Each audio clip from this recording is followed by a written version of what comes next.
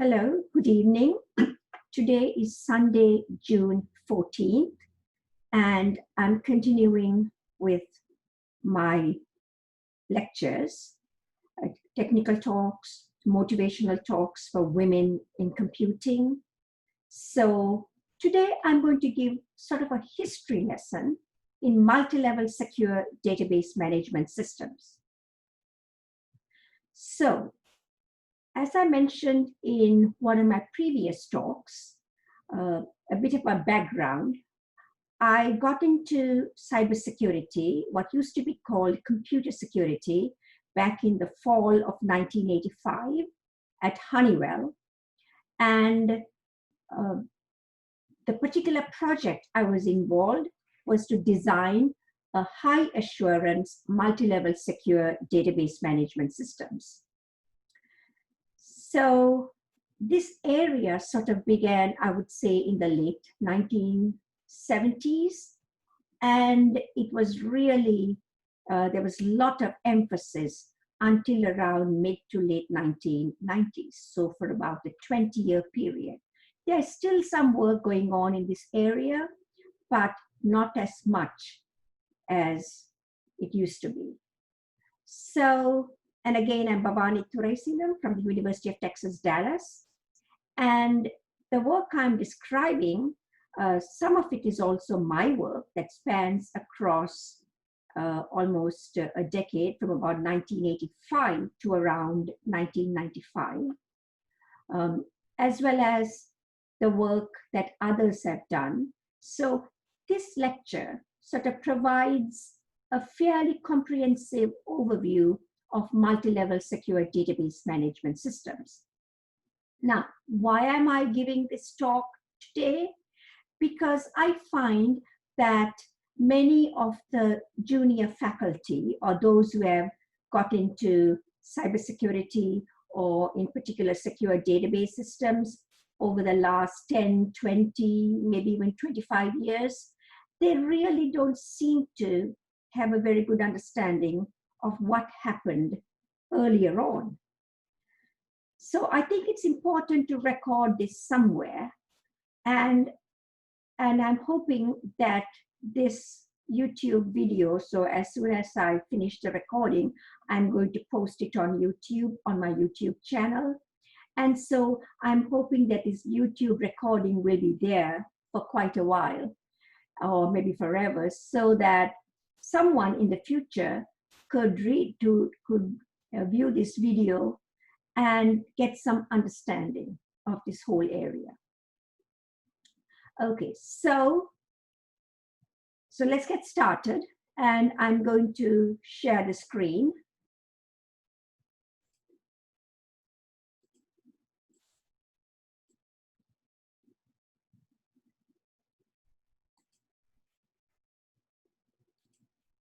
Okay, so multi-level secure database management systems.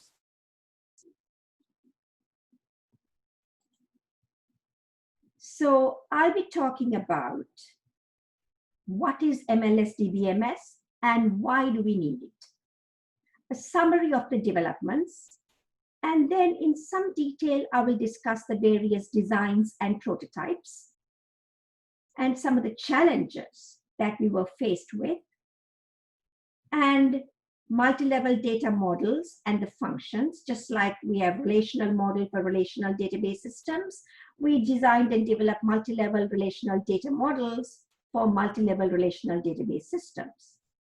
And as I said, much of the work discussed in this presentation was carried out between 1980 and 1995.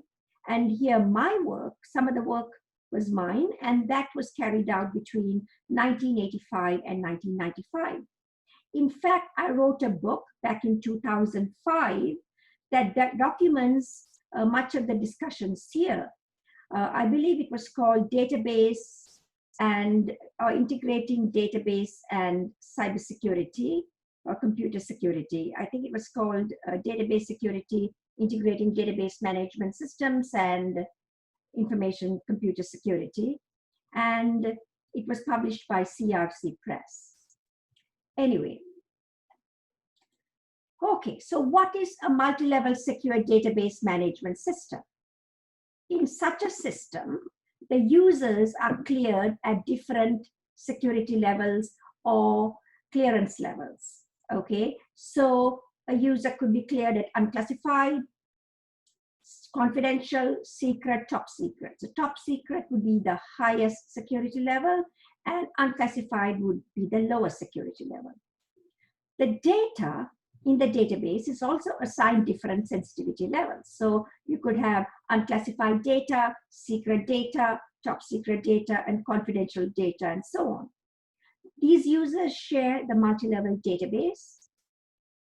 And so that's the whole idea, because before that, what had happened was that all of these databases could be in different rooms. So top secret database would be in a top secret room, unclassified database in an unclassified room, secret database in a secret room. So the users will have to go to the different rooms and log in and get the information. So what the Department of Defense thought was to put all of the data in one database so that the user can log in at different levels, right, security levels, and get the data that he or she needs to carry out his job.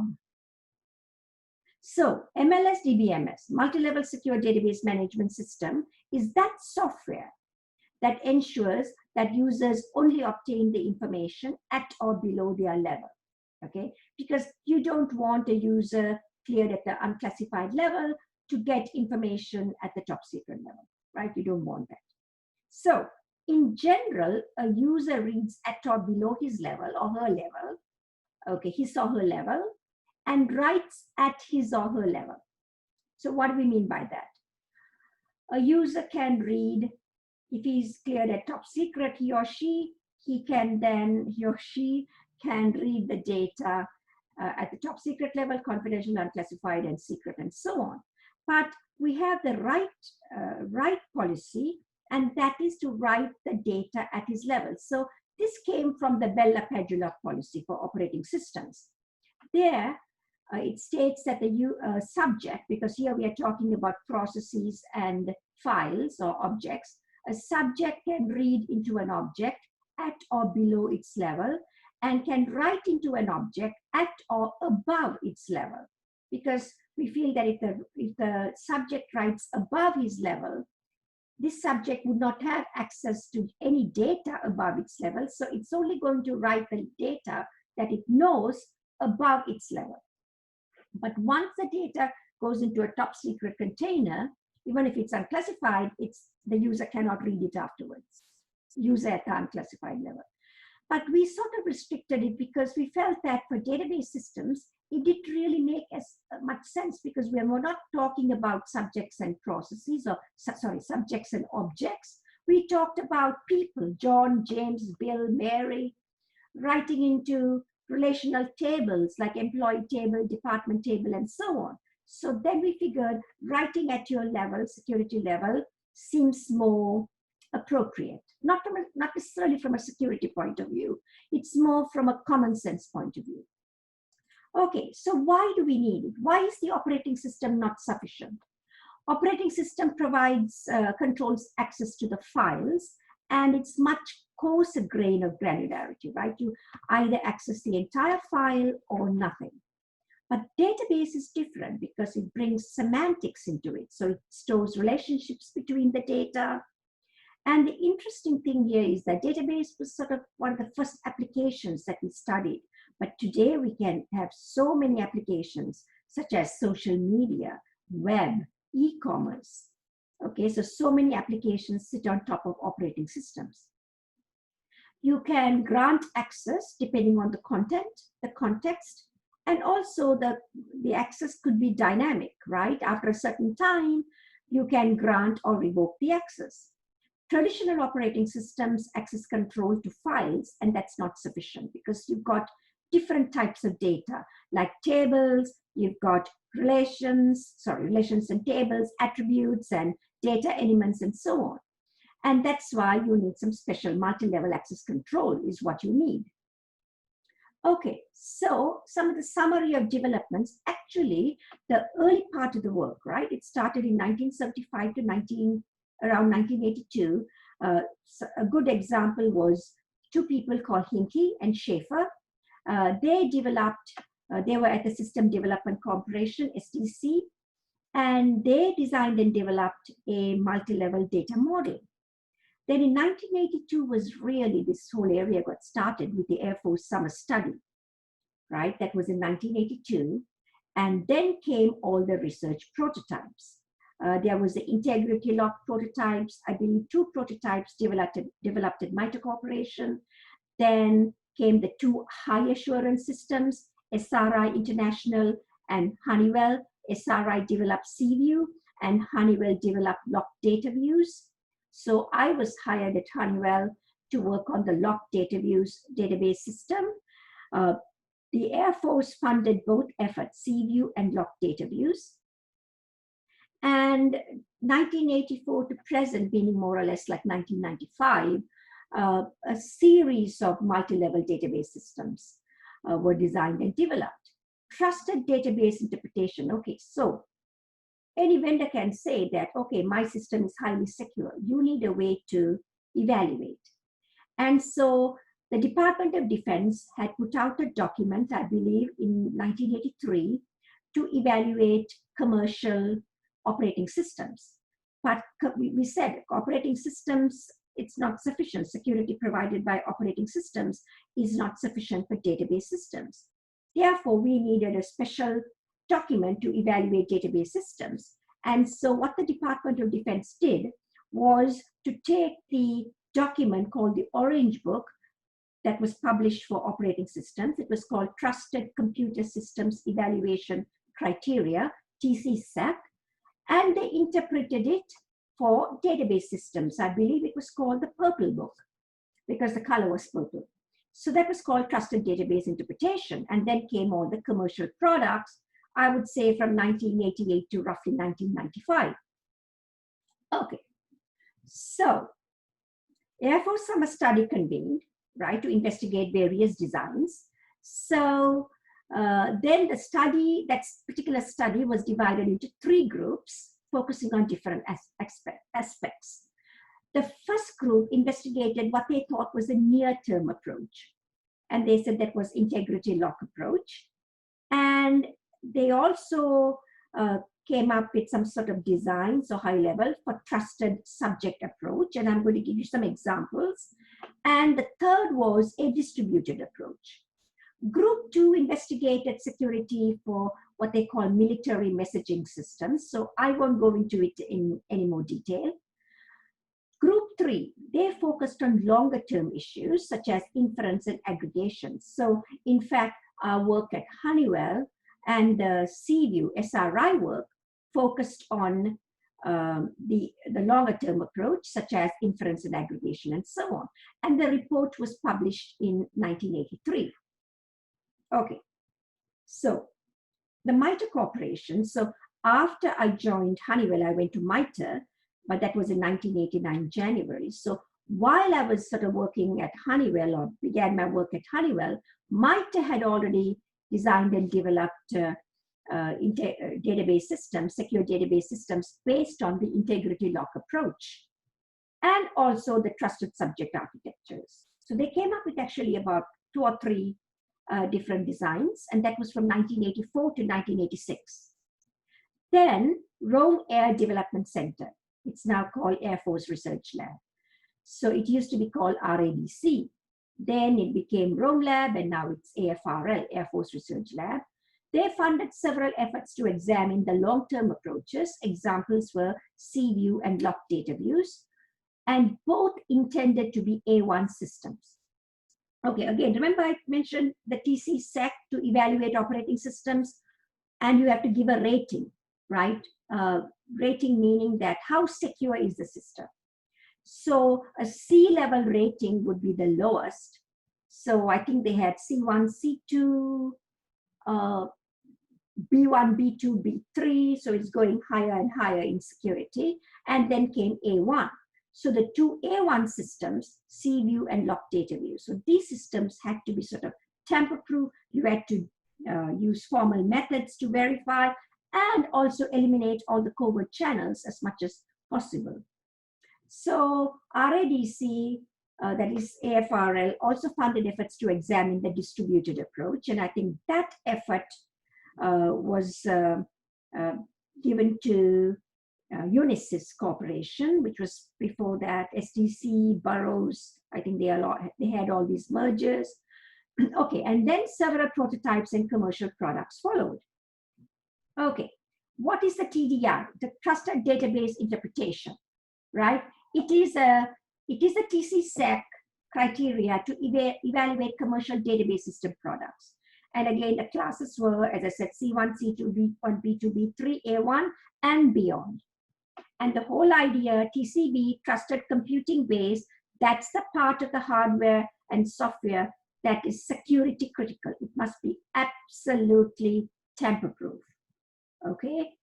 And so, you know, it's impossible, and you want to make it small because you've got to verify it to get very high assurance. So you cannot have the whole database system to be verified, because especially at that time, you know, it was not feasible because you're talking about millions of lines of code.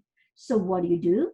You verify a small part, absolutely, that's critical, use formal methods, and the rest of the system, of course, you could use, you know, some kind of testing and so on.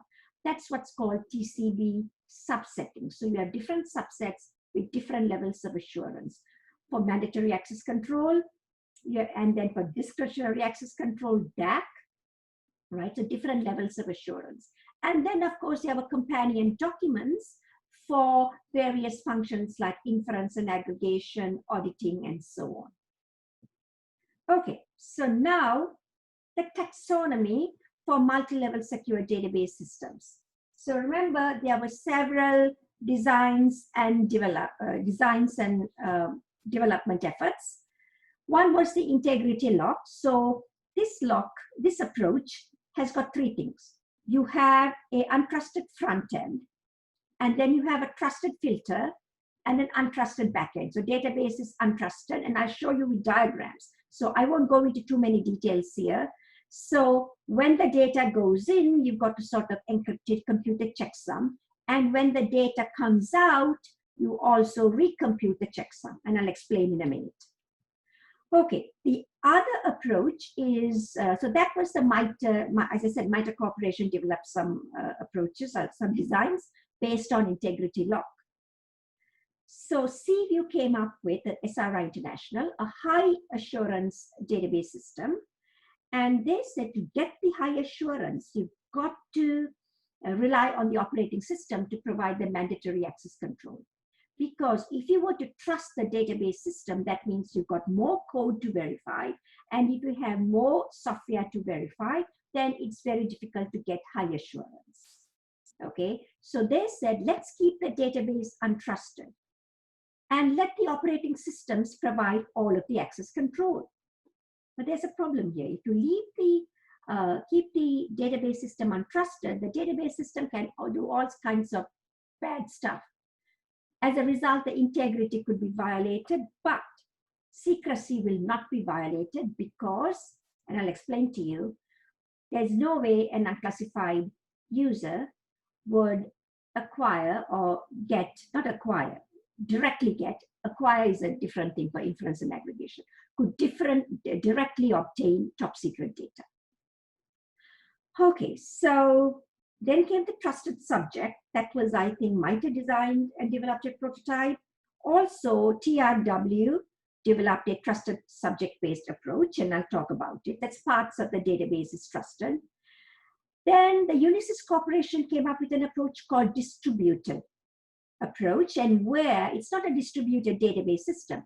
Data is partitioned according to the security levels, and I'll explain that.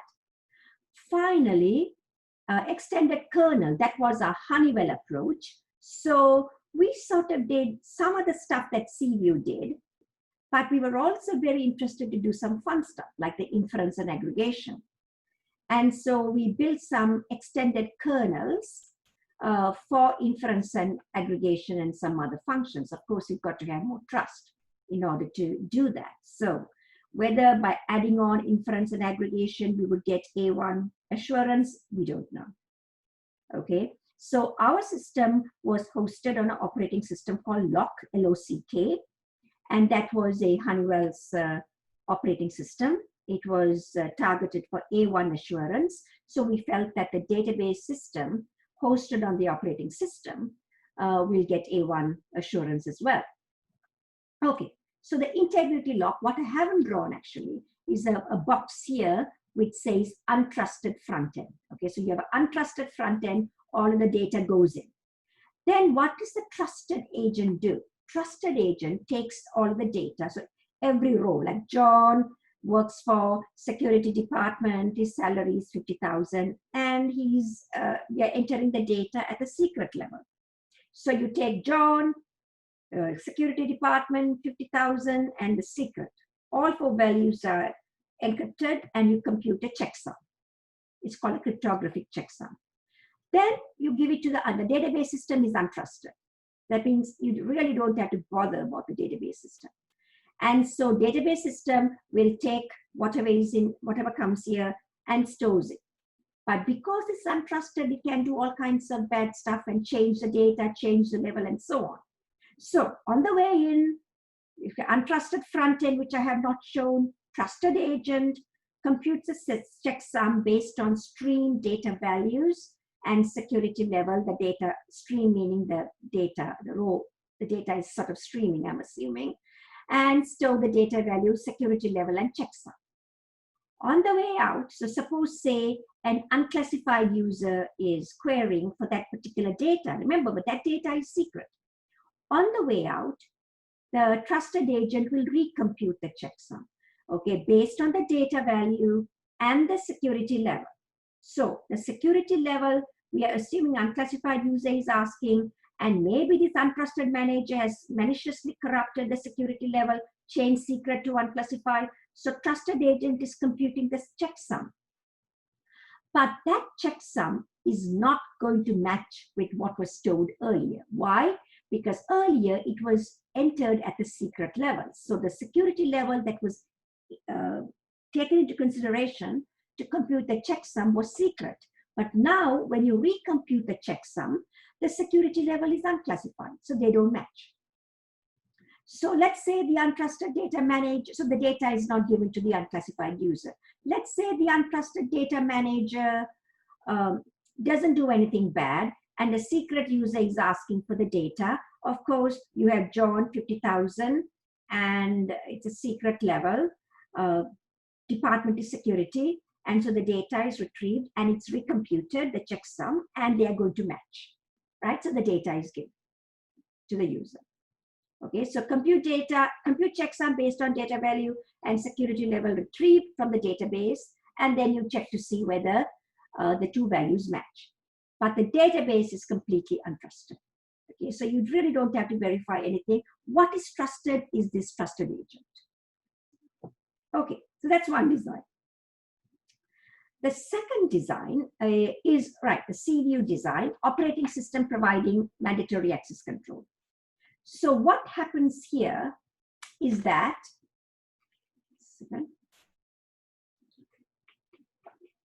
you have a multi-level data manager, right? And you have multiple devices, multiple users, unclassified, secret, top secret, right? So when an unclassified device or user is querying or accessing, then an unclassified instance is created of the data manager. Similarly, there's a secret instance, there's a top secret instance.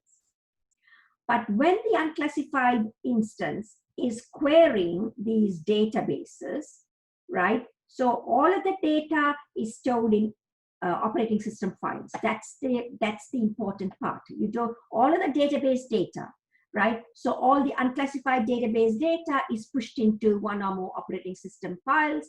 Similarly, all the secret data pushed into one or more secret files, top secret data pushed into one or more top secret files. So when an unclassified user is querying unclassified instance, so as far as the operating system is concerned, that instance is a unclassified process or unclassified subject.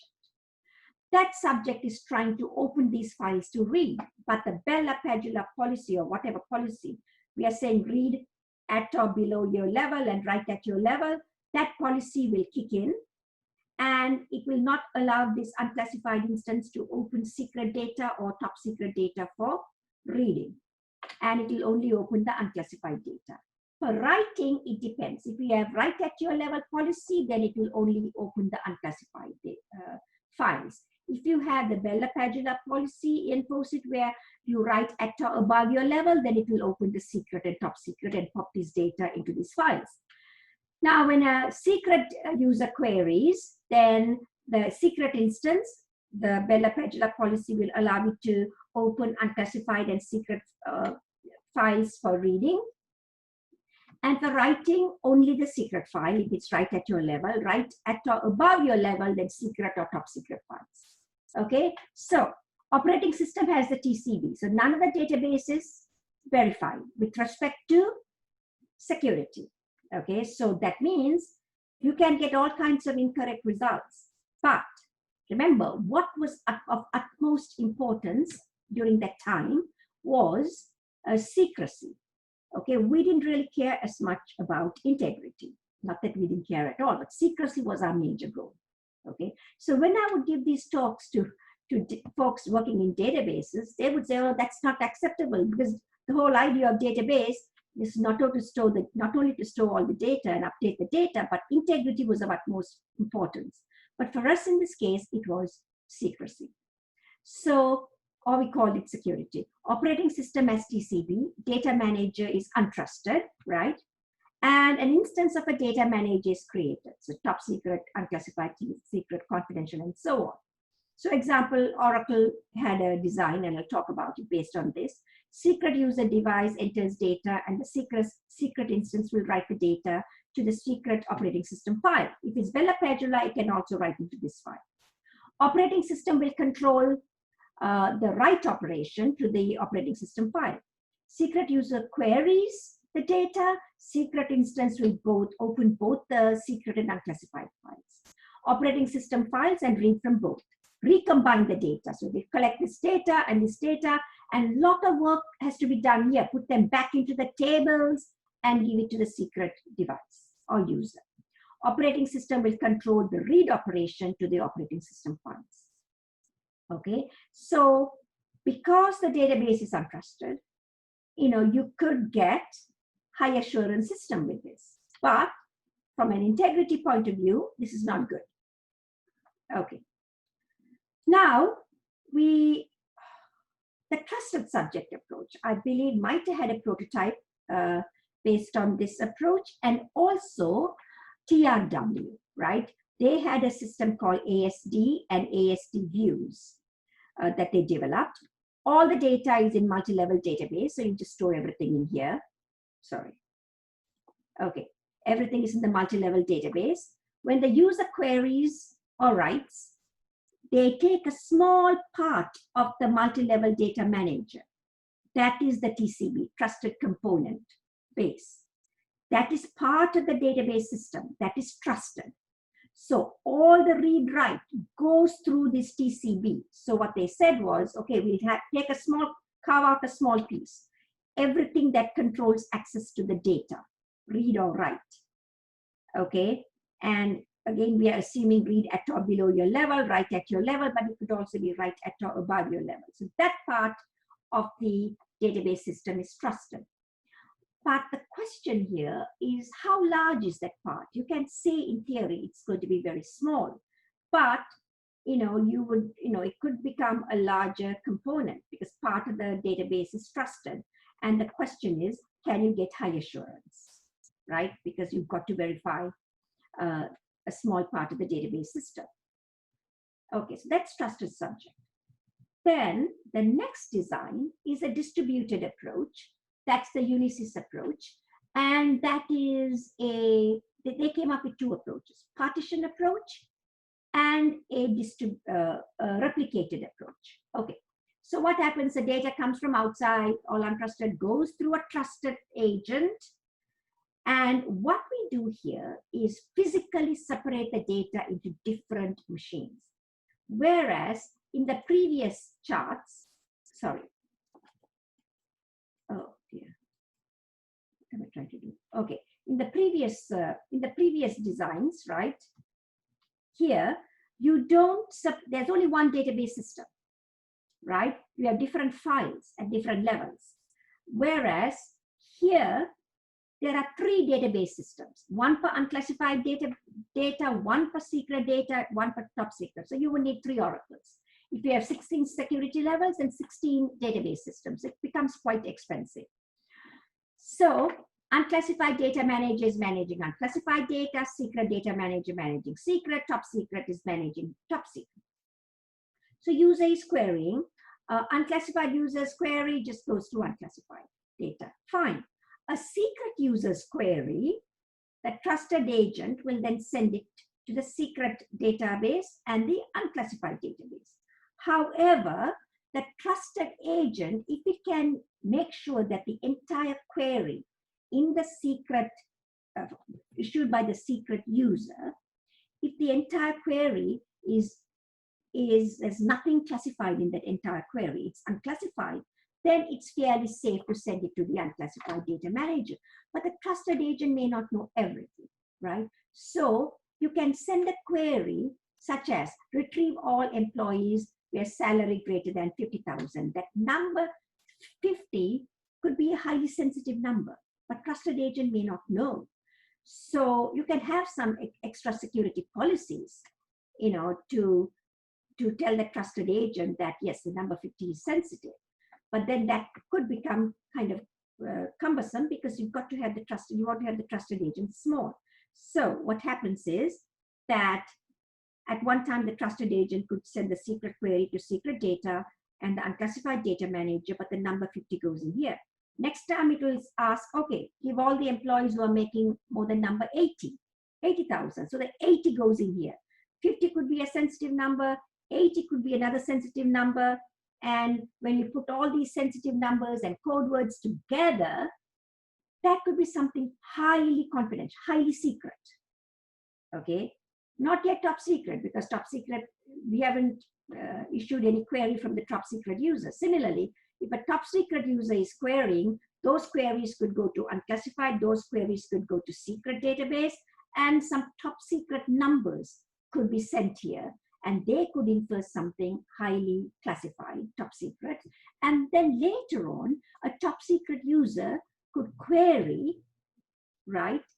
Sorry, an unclassified user could query the unclassified database, secret user could query the secret database, because querying only goes to, the unclassified user's query will only go to the unclassified database, but a lot of the top secret data could be stored here because of the information that was sent previously. Right, maliciously sent or covertly sent. Secret user update write will go to the secret data manager via the trusted agent. Secret user query will go to the secret data manager and the unclassified data manager. Problem: when a secret user data example query is sent to unclassified data manager, although it's going from trusted agent, it is sort of a write down, because a trusted agent may not be able to verify everything. If it can, then it's not a problem.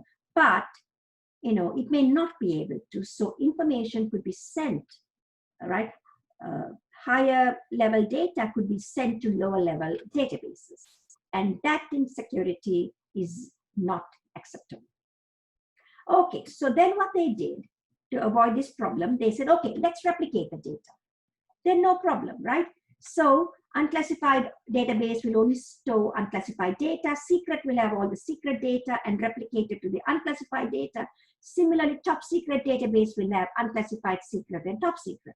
So for updates, it's straightforward. I mean, query, you can just only go to the unclassified. Both query and updates are fairly straightforward here.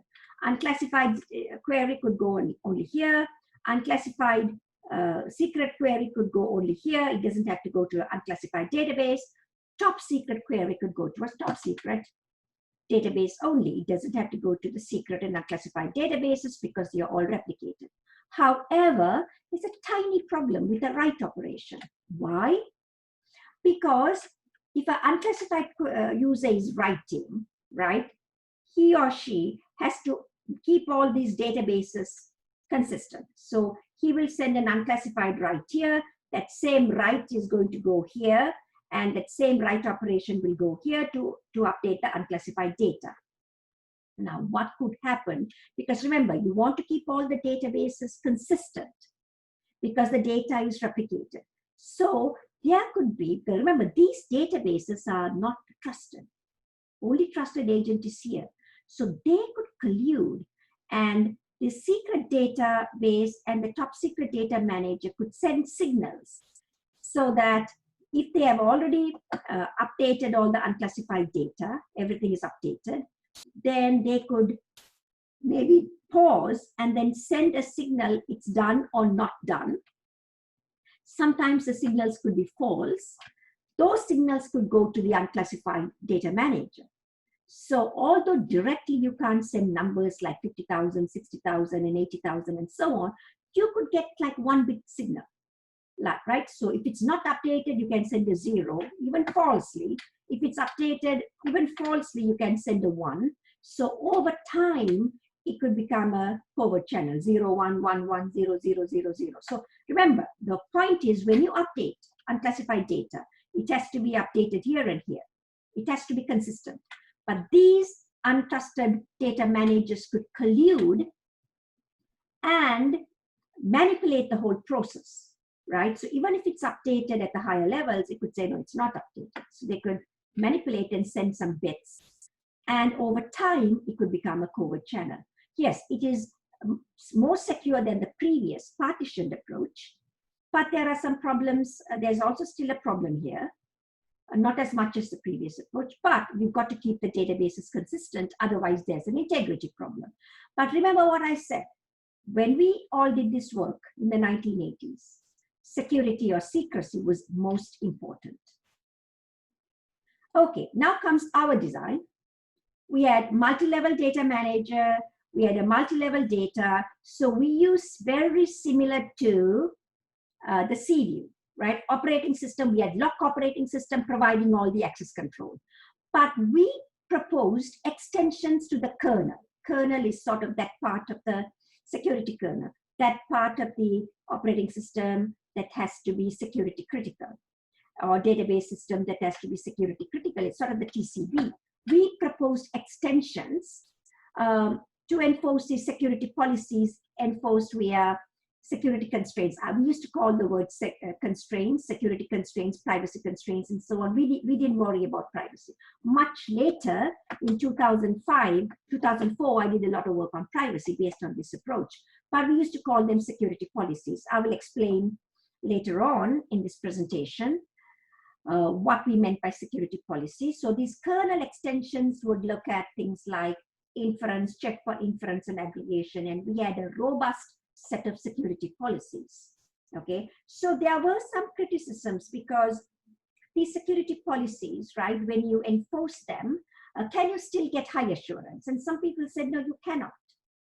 But I was very interested, much more interested in the inference and what you can do with all these policies and which policies have to be enforced, how can you get inference. I was interested in logic programming and logical inferences and association-based inferences and so on.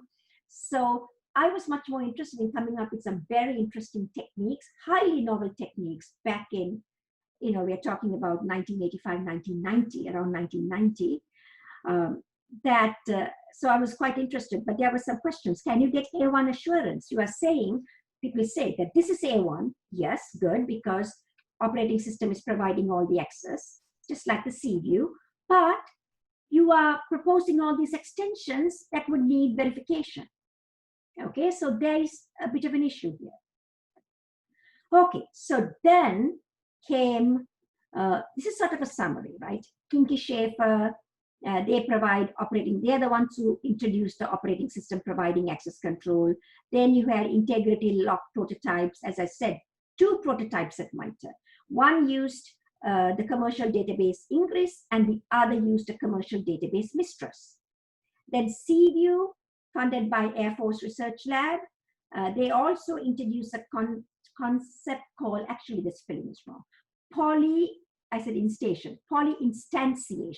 Polyinst, instant AN, instant TION, okay. Locked data views, that was our system. Extended kernel, we also looked at inference and aggregation. TRW, their approach was trusted subject. Then Unisys developed the distributed approach, SDDBMS. Sintra, the Naval Research Laboratory, they also adopted the distributed approach, but they used the replicated architecture. Unisys examined both the partitioned and replicated, and then they came up with they said that the replicated approach was better, and Sintra focused on the replicated. And the only system that was developed in Europe, in the UK, at the Defense Research Agency, this was in Malvern, I believe, in the United Kingdom, they designed a system called SWORD. It's very interesting. Okay, now I think I've got the correct spelling here. They absolutely detested polyinstantiation. Seaview had polyinstantiation. They were the ones who introduced polyinstantiation. Locked data views, I think we went along. And because again, we had to develop A1 system, high assurance. And I'll tell you what happens with polyinstantiation later. We had to have polyinstantiation. Otherwise, you could have signaling channels. But SWORD said polyinstantiation means, essentially it means you have multiple values for the same data at different levels. So at the top secret level, president has flown to, say, Germany, but at the unclassified level, the president has flown to France. Okay, so I'll come back to that. Then we had all these commercial products, late 80s, early 90s. So Oracle was sort of, one of the systems that was very popular. They used both the Hinky Schaefer and trusted subject. So they did two designs. They had operating system providing access control, and then they also had the trusted subject. Sybase was the first product, I believe, trusted subject. And then there was ARC Professional Services. They developed a system called True Data. Informix, that was a big computer company that was bought by IBM. I believe Sybase, a lot of the technology is now Microsoft SQL Server, is what I believe. Okay, so they went with trusted subject. DEC had their own database system. They had a database called RDB that became now part of Oracle. And then that was trusted subject. And InfoSystems, another small company, trusted subject. Teradata came up with they took their database machines and they made them secure. And Ingres, remember there were four big commercial operating system, commercial database systems: Oracle, Sybase, Informix, Ingres. They came up with the trusted subject approach. Okay. And Ingres, I think, was purchased by, it was a commercial company already, and it was purchased by Computer Associates. That's what I think. Okay. So what were the challenges? The challenge that I have been involved then and now. I started this work, inference problem, in '86, and I'm still working on this. And recently I gave a talk at a conference, multi-generational inference controllers. And I would say that this inference controller I'm going to talk about is the first generation. So then came the second generation, and like the third generation, right? I think, where are we now? Anyway, my other talk, also on my YouTube channel, talks about multi-generational inference controllers. This was one of the early generations, right? What is inference? Inference is the process of forming conclusions from premises. Okay? If the conclusions are unauthorized, it becomes a problem. So you can get, let's say, the ship's locations, great. Location is Atlantic Ocean. Missions, maybe a war with the United Kingdom, okay? But those two together, the locations and the mission, you don't want the locations and missions to be known at the same time. So that's highly secret. Okay, a particular ship, say Nimitz or whatever. If the conclusions are unauthorized, it becomes a problem. So from a privacy point of view, you can have the medical record with all the identification removed, and then a person's name means nothing. But if you put it together, then you have a privacy problem. But we were interested in a multi-level environment. So unclassified pieces of data put together could be top secret, or secret pieces of data put together could be top secret, whatever. Aggregation problem is a special case of inference. Collections of data elements is secret, but individual data elements, such as,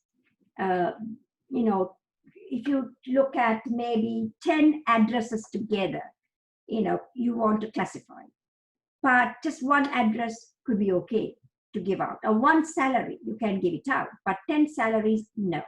That's the aggregation problem. Or 10 phone numbers together, no. But one phone number, yes. Association problem, instead of the individual data elements, you take attributes. That's what I meant. Locations and missions taken together. If locations imply machines, that's the logical problem. Then if the location implies the mission, and if the mission is classified, you have to keep the location also classified. Okay, that's logical inference.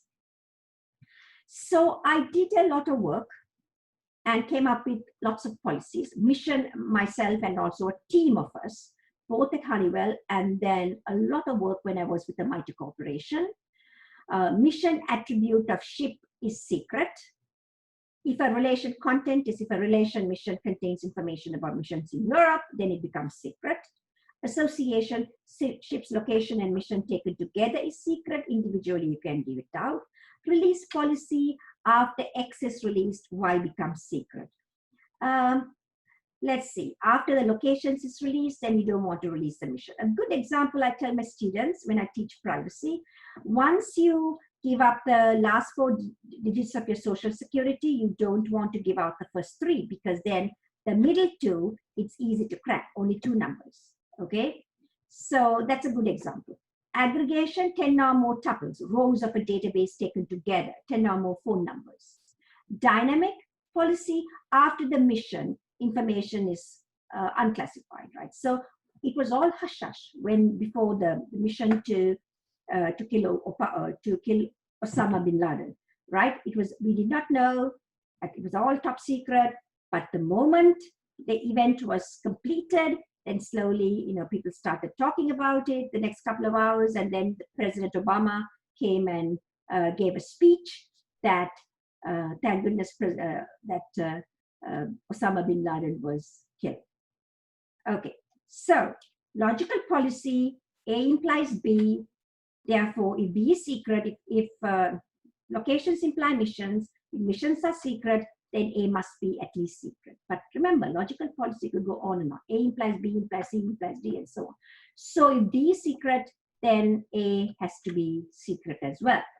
And what I showed in 1990, and actually NSA said that was one of the major results coming out of database security, I formally proved that the inference problem was unsolvable and looked at the complexity of the inference problem, because my PhD was in theory of computation, computability theory.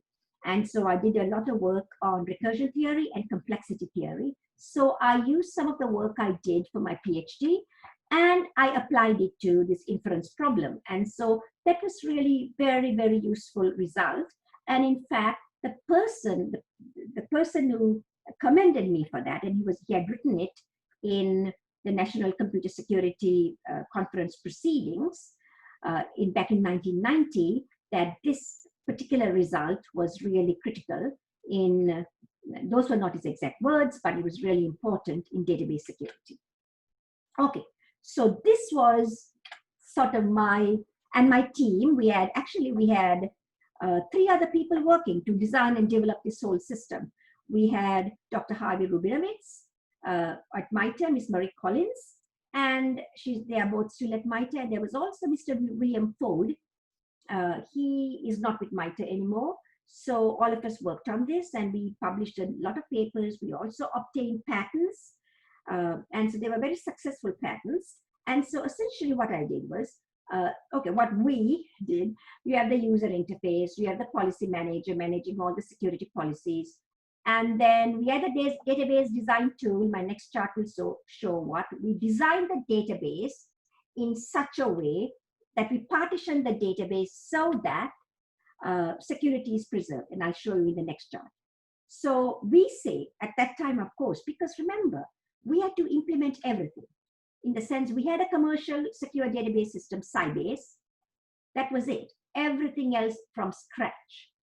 We did the same thing. This was started in 1990, and by the time we finished distributed, it took us like 2, 3, 4 years, the whole thing. But in 2010, I had one of my PhD students implemented with latest and greatest technologies for 2010. And it only took us 6 months because we had a database system, we had a reasoner, we had this, we had that, put it all together. And I'm very interested now to do the same thing with machine learning, okay? And see how we can come up with very sophisticated types of reasoning. So that's what I'm hoping to work on this, not because I've got some of my students to finish. So hopefully sometime next year, 2021, of course, we're all at home now. We are working really hard, but we're at home with COVID-19 pandemic. And so, you know, I'm still supervising my students and still teaching online. But once we finish this, I'm going to, hopefully we'll all get back to school in the fall. If not, I hope in the spring. So then we can get started on this. But anyway, so what we said was, at that time, remember, storage was expensive and processing was not cheap, building everything from scratch. So we said, let's do as much as possible during database design and update processor. That means when the data goes in, the policy manager will check these various security policies and decide the security level for the data, to compute the security level, and then it's stored at the appropriate level. Then once you do much of the work, the query processor will come in and then query and then look at some other policies and check to see if they're logical inference. What about associations? Has something been released before? If something has been released, we don't want to release something else. All of that will be carried out by the query processor. So we had an integrated architecture. Okay, that's really the strength of this design. Okay, so query algorithms, query is modified according to the policy. So when the query comes in, you know, we modify the query, we look at the release database, right? There is a question, how long do you want to keep the release database? Remember, at that time, storage was expensive. Today we have what? Those days, we didn't even have petabyte storage. We only had some terabyte storage. But today we have what? Exabytes, right? So we can keep the data forever and ever and ever, I believe, because look, all the emails and all kinds of data is being stored, right? So queries processed and response assembly. Release database is examined again, whether the responses should be released and the results given to the user. And so in our paper, we say which portions of the query processor has to be trusted. So as I said, one criticism we received was that quite a bit has to be trusted. But again, how can you solve the inference problem, right, without trusting the database? It's one or the other. And I'll tell you what most people wanted to do. Okay, that's in my next chart. For update, certain policies are examined during the database update operation. For example, the content-based policies, right? That if the update has information about mission or whatever, then it becomes secret. So depending on the content, security level of the data is computed. Data is entered at the appropriate level. Of course, the part that is computing the security level, that part has to be trusted. Database design, what we are saying is before you do the query, update everything, you design your database, such as simple association, logical policies, and you assign security levels to the schema. So a secret level schema could have, you know, couldn't really have, secret schema, let's see. Schema assigns security levels in the database partition. So for instance, if ship's location and mission taken together is secret, then you can have the ship at unclassified, ship number, ship name. Location and mission, that's what you want to protect. S number, ship number, location, and mission is secret. That is secret data. Okay, so the schema is secret and the data that goes in is secret. And the location is unclassified because you don't know which ship. So there is some location called Atlantic Ocean. We don't care. Some mission called Operation UK. We don't care. But what we don't want is this particular nimitz in Atlantic Ocean with Operation UK. that is what we want to keep secret, and we do it ahead of time. And so we can populate all the data into the appropriate tables. Okay. So this database design part, that was something that people said it was good to do. But however, doing processing policies, doing query and update, we had some criticisms. Why? Because we were told that, people said that, query and update processors have to be trusted. So what do we do? So we can't do everything during design. So that was really my key point. Okay. If we can do everything during database design, great. But you can't. You cannot, because content-based policies, release-based policies, and the security policies are changing. You can't go and design your database every 5 seconds or every 10 minutes even, right? So it becomes quite infeasible. So, but just to address that point, I also looked at some alternate ways. And here I said, one of the things that we can do is conceptual structures for handling the inference problem. Conceptual structures are bringing some of the AI techniques, semantic data models, semantic nets, conceptual graphs, some AI modeling techniques. And then they have built into it the reasoning strategies. And we use the reasoning strategies to make some deductions. Of course, this also has to be done during application design. But hopefully today, if we were to do this again, because of these AI techniques, we have dynamic AI, explainable AI. There are so many advances in artificial intelligence over the last 20 years that we may be able to rapidly put together these designs. As things are changing, we could rapidly put together and then translate them rapidly into database schema. Okay, something that I believe could be done today. So here just to show that Reagan is a shape, we know, and at the unclassified level, it's going to India. At the classified, dark lines are all classified, okay? So classified level is going to India, unclassified level is Italy, it's on the Mediterranean, but the classified level, let's see, Mediterranean Sea, yeah, because you've got to go to the Mediterranean, maybe to go to India, then it's carrying some explosives called Sun, and that's classified. And then in the unclassified level, it's only carrying passengers. At the unclassified level, it has one Captain Smith, but his skills is battle management, but at the unclassified level, 20 years. So you can reason and build a reasoner, which we did, right? And then it can reason and say, okay, this is wrong, it's contradicted. So essentially we did theorem proving here, right? To come up with making an assumption and then proving it wrong, that means somewhere we have incorrectly classified it. So this could be quite powerful, especially these days. So what I'm planning to do is use some of these deep learning techniques, machine learning, in order to revisit the inference problem. So I mentioned that in my paper on multi-generational inference controllers. Okay, another challenge, I said polyinstantiation. Why? Mechanism to avoid certain signaling channels. Also supports cover stories. John and James have different salaries. So, for example, unclassified user is, suppose we don't have John's salary is 20,000 at the unclassified level. We only have John's salary is 70,000. Unclassified user will ask for John's salary and then he will be told, no, you cannot have the salary.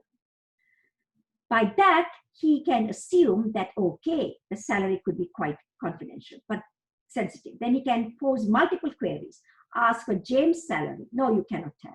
Ask for Mary's salary. No, you cannot have. So you can add all these one bit, and over time, it could become something highly classified. So classified string could be given to the unclassified user.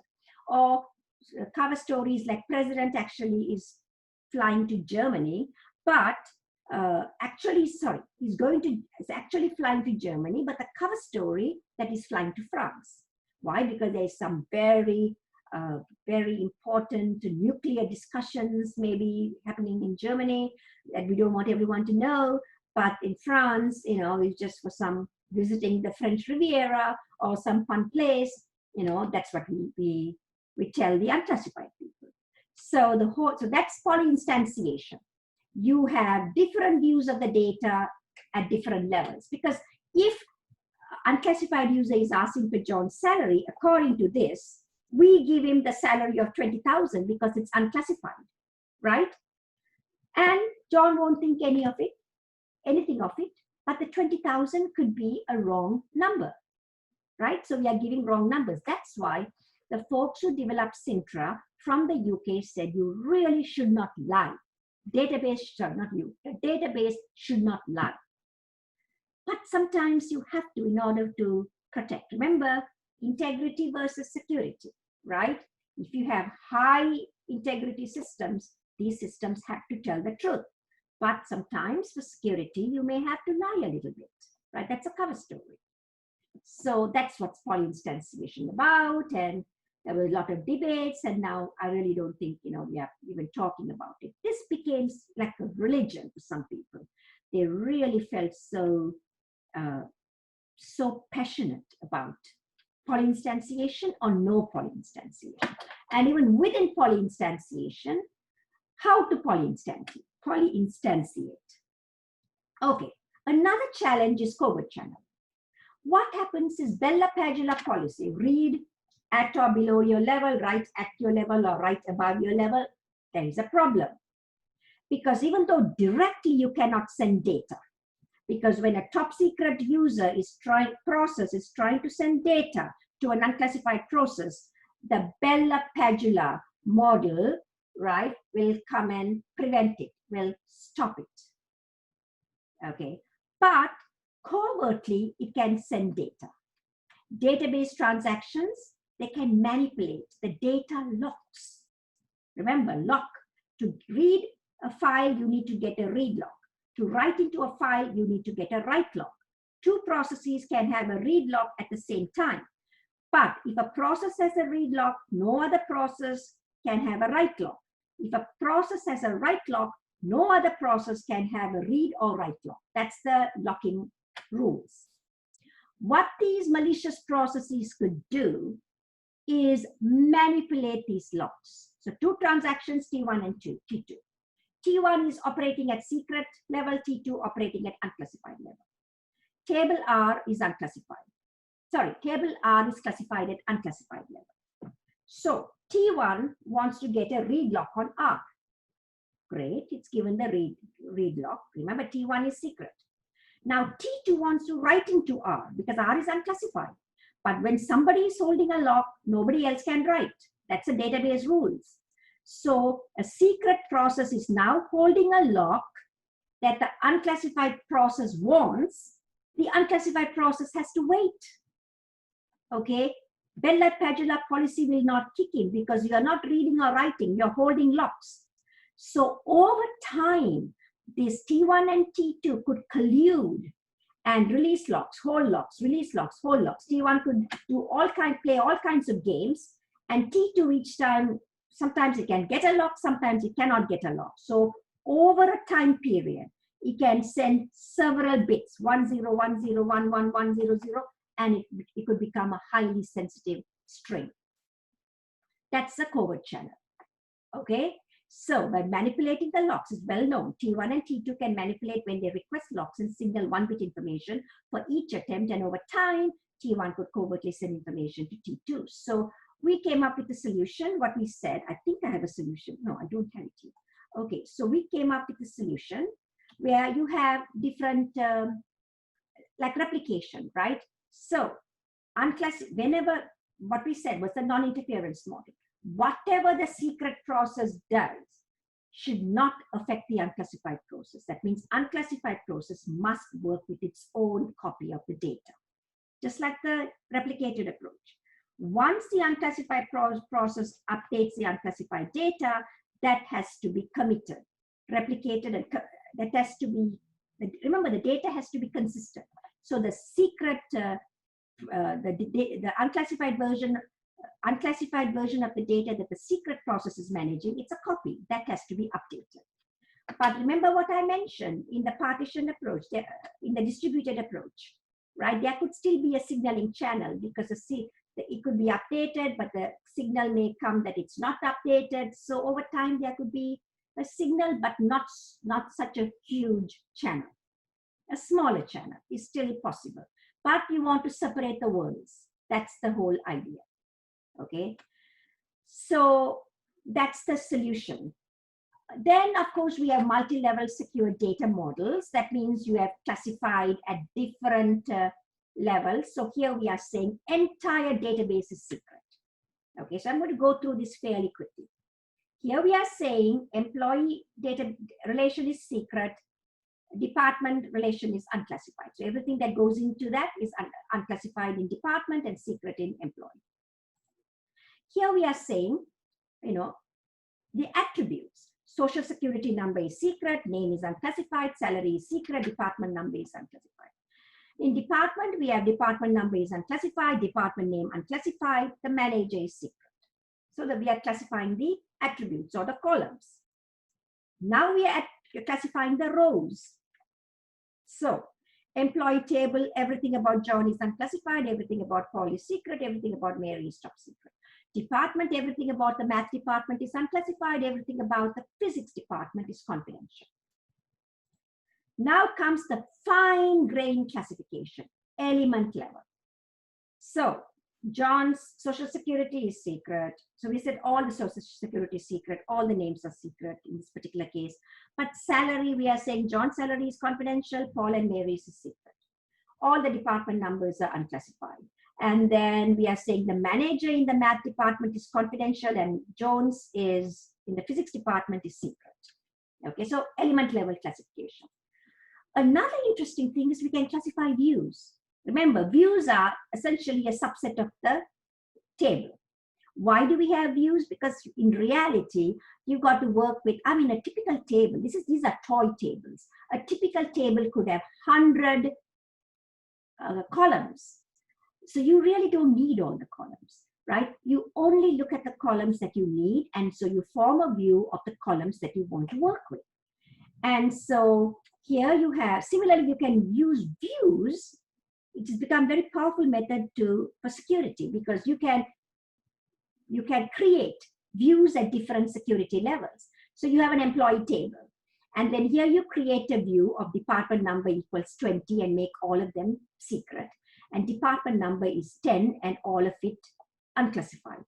But we have a bit of a problem is that the challenge is what we don't want the user to do is bypass these views and go and access the data, then all the security is going to be violated. So unclassified user really cannot look at this unclassified data. He or she has to work with his or her unclassified view.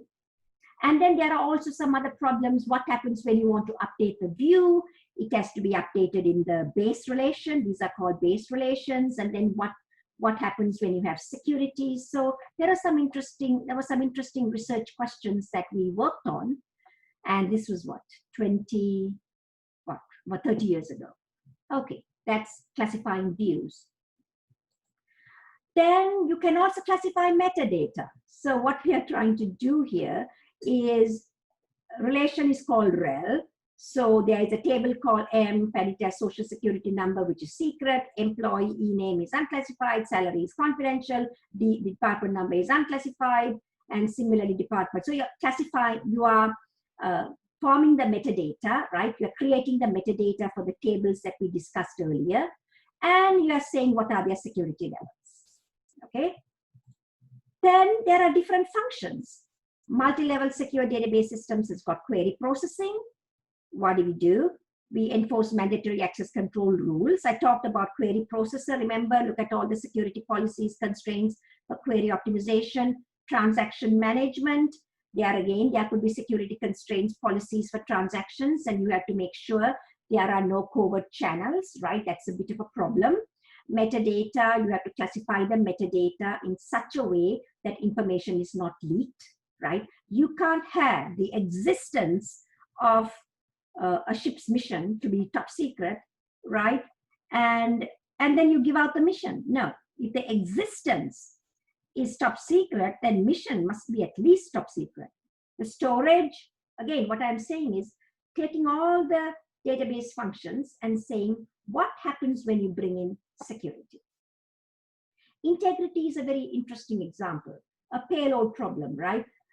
Ensure that integrity constraints enforced at lower level do not take into consideration. So if the aircraft can only carry 1,000 tons, and that is top secret, you don't know at the unclassified level, you can keep on putting more and more and more and more weight to 2,000 tons, and the plane will crash. You don't want that. Okay, so what do you do for query processing? Typical query processing, right? Query modifier, and then you have query transformer, just like the picture I showed, query optimizer. So there is security in all of these pieces. And so as security professionals, we need to figure out which aspects of the query modifier, which aspects of the transformer, which aspects of the optimizer, which aspects of the response manager, storage manager have to be trusted, or aspects of which portions. Okay, that is our job. Then when it comes to, oh, this is, I mentioned earlier. So for updates, right, transactions, remember I said high-level transaction can interfere with low-level transactions. You don't want that. So unclassified process must work with its own copy. Secret process can read from its own copy, right? They have to, and so copy O prime of object O at the secret level. So this object O has to be copied. You can write up, remember, but unclassified process can only read from its copies. And when it's updating from O, it goes to O double prime, and then it has to get updated. So there is a copy. So secret user works with its copy process, and the unclassified process works with its copy. But you've got to make sure that when all of the data has to be consistent, these copies, and when you write up, right, you can write up, that's perfectly fine. But you don't have any signaling channels, right? You can't wait for a while and then say, oh no, I haven't copied. Then you cannot have information go the other way. That is prohibited. Whatever the secret world, what is happening, the worlds are separate. What's happening in the secret world has absolutely no impact on the unclassified world. So that's the challenge. And remember the integrity, top secret constraint or policy could be maximum weight of aircraft is 1,000 pounds, as it comes, okay? Unclassified level, weight are added more and more and more, but we don't know what the policy is at the integrity policy is at the top secret level. So if we keep on adding, the policy is violated and the aircraft would crash. But then we can have polyinstantiation and say at the unclassified level, we can say the weight is only 200 pounds. But then the plane might go empty, right? So there could be some integrity issues if you have polyinstantiation. So you need to classify the policies in an appropriate fashion, appropriate manner, okay? Okay, so this is the last chart. MLS DBMSs have been designed and developed for various kinds of database systems. I only talked about relations. Since then, in the 1990s, we did a lot of work on objects. I believe I published one of the early papers on secure object, multi-level object models at UPSLA. It's a top ACM UPSLA top-notch ACM conference. Then I also designed and developed deductive database systems based on one of my logics called NTML, non-monotonic typed multi-level logic, and also for distributed database systems. So there's a lot of work that's been done. It provides an approach to host secure applications on operating systems. We can use the principles. What I find that, I've been able to use a lot of the principles I used for secure database systems. So in the 2000s, I used it for data privacy, right? So I've done quite a bit of work with my colleague at University of Texas at Dallas and students on data privacy. My colleague is Dr. Murat Kantarjulu. And also some work on machine learning I've done with my other colleague, Dr. Latif Khan. And so with Dr. Kantarjulu, I did some work on privacy using some of the principles. And the challenge is to host emerging secure applications like web, social media. In one of our books on social media, security, analyzing and securing social media, I did talk about multi-level social media, but Facebook is not multi-level, but we need security for social media, for Facebook. In fact, I'm teaching a class this summer, Fridays from 1 to 5, on analyzing and securing social media. Nothing to do with multi-level security, but I do discuss access control quite a bit. Okay, and then analysis using data science techniques, analyzing systems, analyzing social media to extract various nuggets. Okay, so that finishes my presentation. And again, I want to sort of reiterate some of the points I mentioned when I started this presentation. This is essentially a history lesson for many of the students and maybe the junior faculty who, who started their careers in 2000 or later. And at that time, the multi-level secure database systems or multi-level operating systems, there wasn't as much emphasis. And so there's a lot that we did in the 1980s, some in the late 1970s, and myself in the latter part of 1980s and early part of 1990s, a 10-year period. So essentially, I would say from about 75 to 95, lots of work. Okay, what I have covered is from 85 to 95 in this presentation. So in a way, we don't want that work to be forgotten. As I said, I wrote a book in 2005, database security, integrating information security and database systems, or something like that, CRC Press. I did describe a lot of the designs, a lot of stuff I discussed here in this presentation. I included it in my book. But it's always people, rather than reading, I find that people always like watching, videos. It's more, I suppose, relaxing. And so I really wanted to document this, right? So it's really important to document all of this information. And so hopefully, I'll be posting this video, sometime later on today or tomorrow. And so this will hopefully be, have many generations to come. I hope they will view this video and learn about multi-level secure database systems. Because I think, just like we say history should not repeat bad parts in history, but we also want to think about the good parts in history, right? And repeat them today. Just like that, there may be some good things here in multi-level secure database systems, and we may not be able to see it, but some person 20, 30, 40, 50 years down the road may be able to watch hopefully this video and get some really good ideas, because we really want to live in a secure world, right? So security is really important, right? And that's something we know. So cybersecurity, as long as we have technology, the more technologies we develop, the more we have to be concerned about security. Because before social networks, right, we were not worried about social network security. Before the World Wide Web, we did not think about web security. So before now Zoom, right, there is some security issues. I'm actually using Zoom. So, but fortunately, I'm not giving a classified presentation. So as technologies develop and emerge and evolve, security is going to be more and more important, because there are these attackers who are going to attack our systems. So it is really important to protect the systems.